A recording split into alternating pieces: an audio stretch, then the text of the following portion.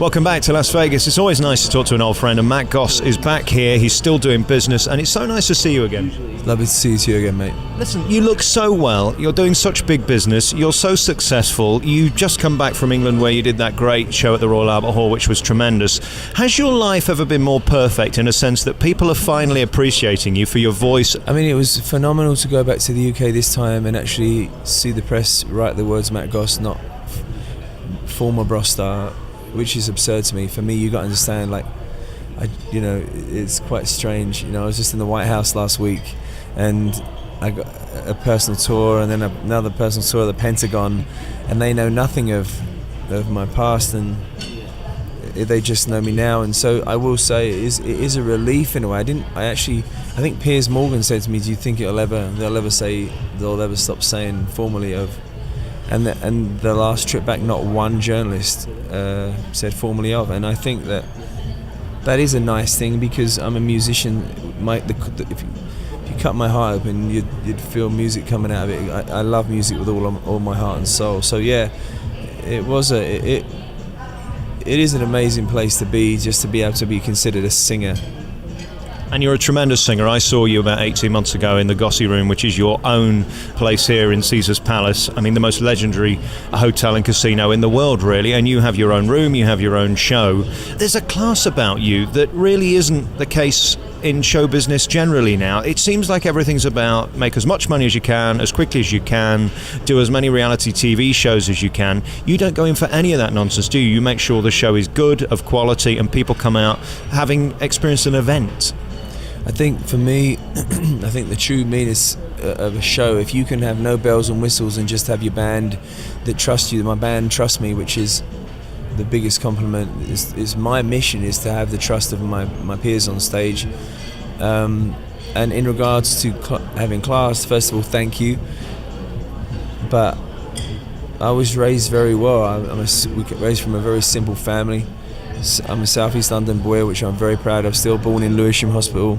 But it doesn't mean because we grew up with nothing. I know I've been lucky enough to be around the finer things in life.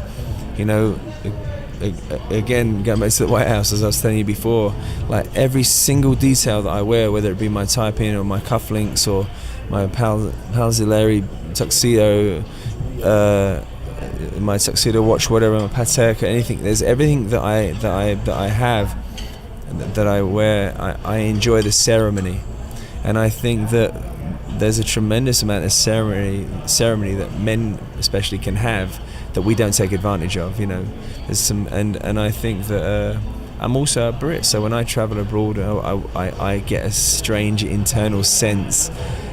Being a royalist, I want to represent my country and my upbringing and my beautiful island wherever I go. And I also love America, and I feel more comfortable being enveloped with civility. Do you also pinch yourself that you're able to buy the watch that you talk about and the incredible tuxedo? Because these things don't come cheap. You're a guy from London who, let's face it, could have disappeared like most other stars from your generation. I mean, how many of them are still here? It's a two-part question. One, is that ever normal when you're able to buy that watch? And secondly, do you still pinch yourself that you're still here, you're still current, and most importantly, relevant? I think that I don't think I'll ever be used to the finer things, actually being able to get them. First of all, I will say Palzilleri were kind enough to give me my tuxedos, because they know I love their brand, but there is a lot of that as well. But certainly you don't get these kind of watches and stuff like that. It used to mean a lot more to me than it does now. I think really what matters to me now is my health. Truly, I mean, I want nothing this year except good health.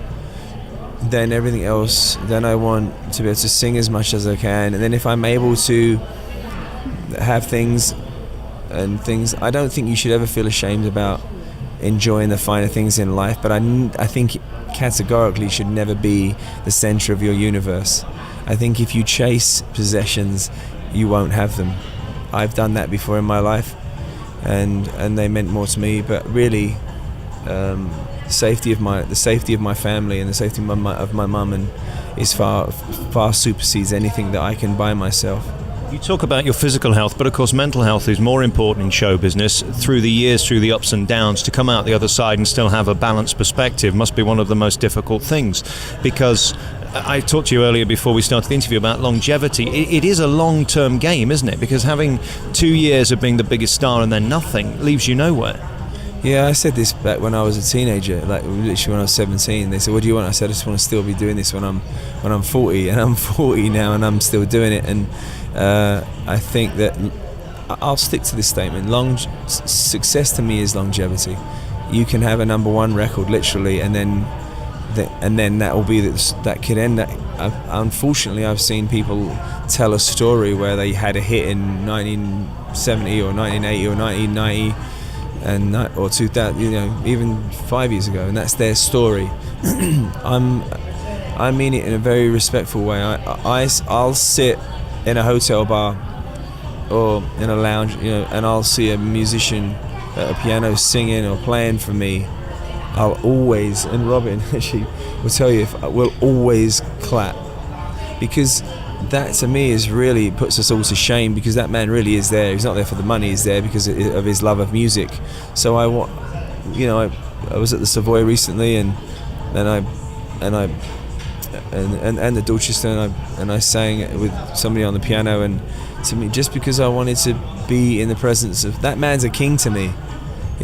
That guy playing the piano is one of my kings, because he shows me that he's sitting there for the love of music. So I think you have to have presence of mind and humility, because who knows, man? You never know. So if I can be proud of how I live my life and be inspired by those kind of musicians.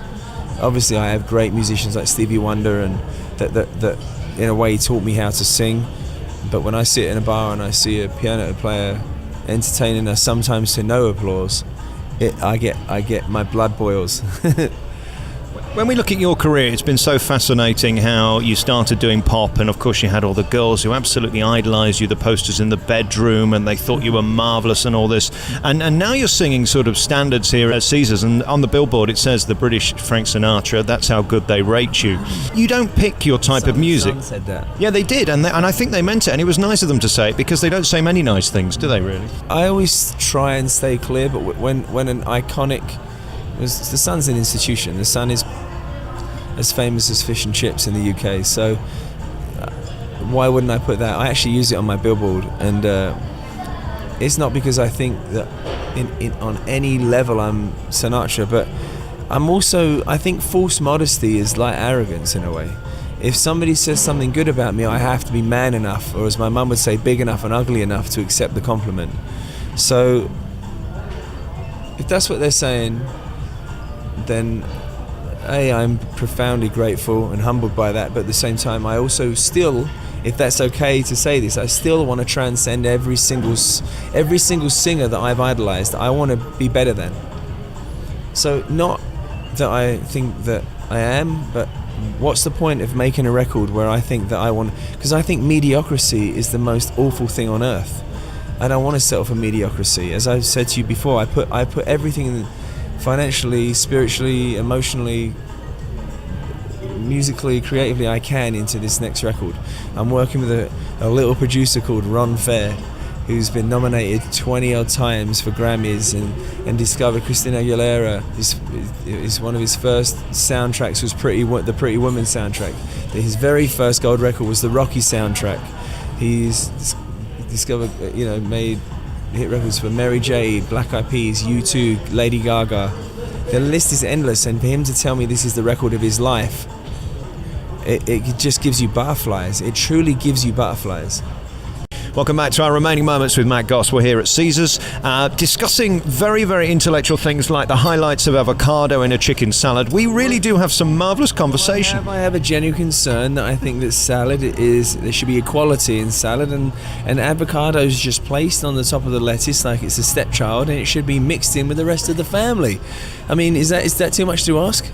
Is this what you do then every day, just eat chicken and lettuce, and this is how you look so slim? I give the illusion of looking slim. Naked, I mean, if I weren't wearing 3 pairs of Spanx right now, I couldn't get in this 32 waist pair of pants. No, I mean, I'm not svelte and slim. I'm just a regular 40-year-old fella that worries about like everyone else. I just have to watch what I eat. You know, like, all I want to eat is bread and butter. With actually chip butters, I could live on chip butters for the rest of my life if it didn't have such a horrible effect on your arteries. But no, I just, you know, genuinely, I have to be careful, because when you're on stage and you eat too heavy, and it's just like, it's just not fun. It takes singing so physical, you know what I mean? Using your diaphragm, your ribs, your lungs, and it's just, you know. Do you think Spanx could be my future? We were just talking about me moving into TV, possibly. I mean, Spanx, do you think that could be the difference between me sat here talking to you for radio or maybe getting on the television? I think if you wore Spanx, you should wear very, like, especially the top half, you should wear very short ones so your belly really sticks out. And then... I do have a bit of a muffin top, I think they call it. You have a muffin top? I've sort of got a veranda above the toy shop. A veranda above the toy shop. We like to call it the cash and prizes. Oh, really? Yeah. We won't mention the slots. I want to talk about your new album. We talked about it earlier, and the passion that you've put into it and the effort. I don't think I've ever spoken to a star before who spent 3 years dedicating their life to getting something absolutely as they want it. You've put your own money into it, you've put your pride into it, you've put your name into it. This means the world to you, doesn't it? It means everything to me, and also when it's hard to explain Mr. Ron Fair. Ron Fair is probably one of the most meticulous, cerebral people you'll ever meet, and neither one of us are fans of mediocrity. Like, it annoys us, and he'll bring out a reference and goes, "Well, do you know so and so?" And it'll be a reference from 1936, and we won't continue the session until he finds that clip on YouTube. In fact, there was a 2-hour period of an album, and I said, "Ron, this is ridiculous," and he goes, "No, this person doesn't exist. He must exist. This is great. This is great." And as a harmonica player, a British harmonica player, and I said, and we were on YouTube and we were online and we're trying to find clips, and then it occurred to us, maybe let's check iTunes. And thank God he was on iTunes, and we could continue the session. But that kind of tells you what music means to Ron. And my mum actually said this. She said, Ron's the first person that's allowed your music to be your music. And Ron said, let's build skyscrapers on your music. And that's what we've done. And the best way I can say it is that I'll be doing backing vocals for 5 hours, and then we'll get to a piece of a song, and in our hearts we know we really need another 5 hours, and then so we'll do another 5 hours. And when it's that difference between saying, no, that sounds good enough, or it does, or it sounds perfect. And the guy that's mixing the record is a guy called Peter Mokran, who is also world class. And we're all in this vacuous kind of space of getting this thing finished. We've got nothing else really exists for us at the moment. It's kind of a beautiful place to be. How do you know when to stop, though? There's got to be a point where it's magnificent, it's perfect, because you can overproduce, you can over-record. Sometimes the first take of that slight roughness in the voice or the vibrato might be the thing that people love the most. There's got to be a point, hasn't there, when you say, okay, we're just going to have to leave it now. No, I totally agree with you. Listen, don't get me wrong. I can't bear if it's completely perfect, especially vocals. I mean, vocals have to be soulful. I'm talking about the logistics of getting orchestras and brass players and arrangements and stuff like that. This is what I'm talking about. The album is being mixed on the 15th of January, so we are done. I mean, the album isn't like, oh, we're enjoying this